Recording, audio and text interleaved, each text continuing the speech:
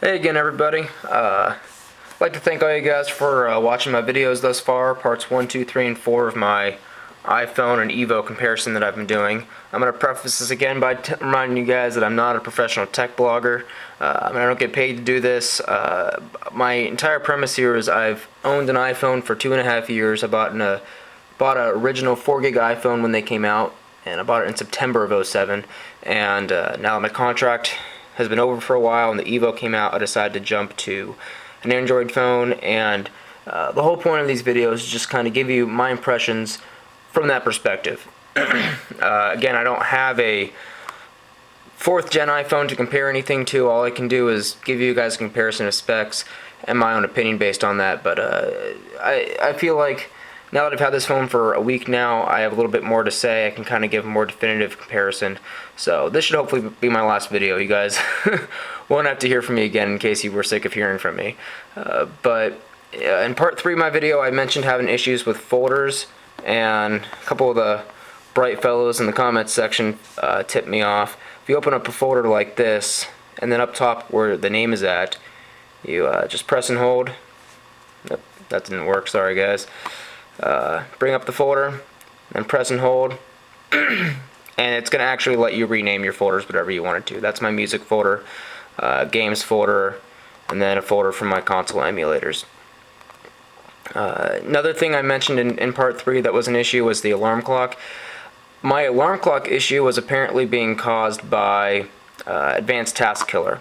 The way this works is you bring it up, and past apps that you've had open remain open, and this allows you to kill them just by selecting that. Now, what was happening was the clock was being opened, and then Advanced Task Killer was killing it.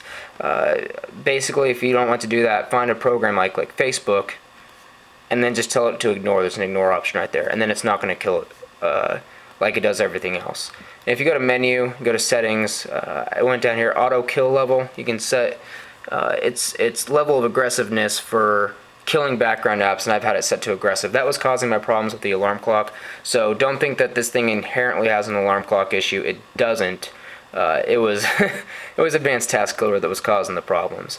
I already mentioned Fring, how great that works right now for Skype and doing video calls. The only problem is the noise and echo cancellation.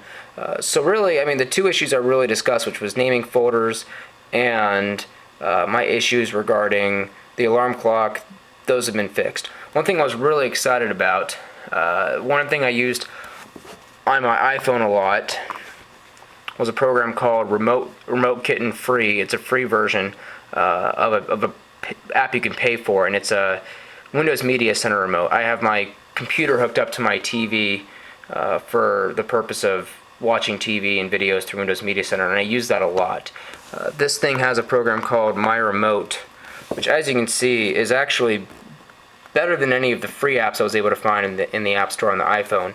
It really is full-featured, very specific Windows Media Center buttons like Guide, Live TV, Videos, Music. Just hit that button to actually bring up the program, and I can hit that, and as you guys can see, it actually just brought it up on my computer.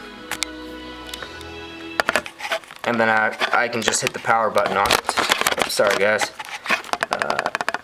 and I can close that, and it's now gone. So I was happy I found that. I was worried about not having that capability.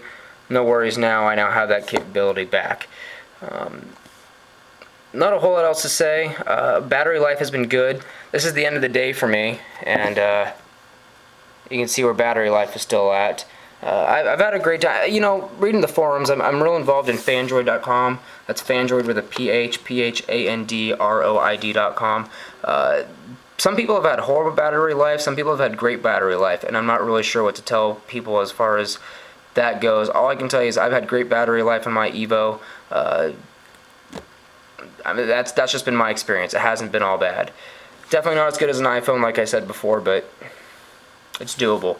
And the last thing I wanted to touch on that I didn't get a chance to touch on in my last video because of time was where I think Android's really got it going on these days, and that's with choice and with carriers. I'm going to show you something. This is Phandroid.com right here, and you can go to the website and click on phones, and this has a list of all the Android phones that are available worldwide at the moment. And I'll just show you this. I'm going to click on this, scroll down, give you a sense here. It just kind of keeps going and going. I mean, that's that's a lot of phones that are available worldwide on Android. And then you got an iPhone available on one carrier depending on where you're at in the world, and it's just one device. Some people like that, and to Apple's credit, they do a really good job of making one device that fits just about everybody like a glove. I mean, it's hard to say anything bad about this device, especially the new one. I mean, it's smaller, it's thinner, it's got great hardware. The Apple A4 processor, if you've ever played with an iPad, you would know how good that processor is. It runs amazing. The camera, they seem to have really pushed forward to put a good camera on the new iPhone. But again, it's just one device. There are people that want a physical keyboard. There's people that don't. There's people that want a big screen like the 4.3-inch touchscreen on the Evo versus something smaller like this. There's just a lot more out there to fit your preferences, which I think is where Google is really doing well these days. And then there's obviously the choice of carriers. I mean, you can get awesome Android phones on Sprint, on T-Mobile, on Verizon with their Droid Incredible. The only carrier you can't seem to really get a good phone on Android-wise is AT&T, which you can buy the Google Nexus 1 for AT&T, at least for the time being, but it costs you $529 because there's no way to buy it on contract at a subsidized price. So, I mean, as far as your guys' choice between buying an iPhone 4 or an Evo or any other Android device for that matter, that's obviously going to be a really big point for how you're going to make your decision is carrier and just choice of product. So I would say after a week being with this phone, really it wasn't that hard of a transition at all. Again, like I said, the interface is the same. I mean, 4x4 grid of apps, you swipe back and forth. I mean, it's no different than this, to be honest with you. The only difference is you have the ability to put widgets on this device. This has folders in the new iPhone 4. This has folders as well. And again, comparing it to the iPhone 4 spec-wise, really you're going to get a pretty solid match. The only really big difference you're going to find between the two devices is going to be the size of the screen. Maybe you'll want a bigger size screen. Maybe you'll want the smaller size, for pocketability or whatnot. But I think no matter what, they're both really great devices. I've really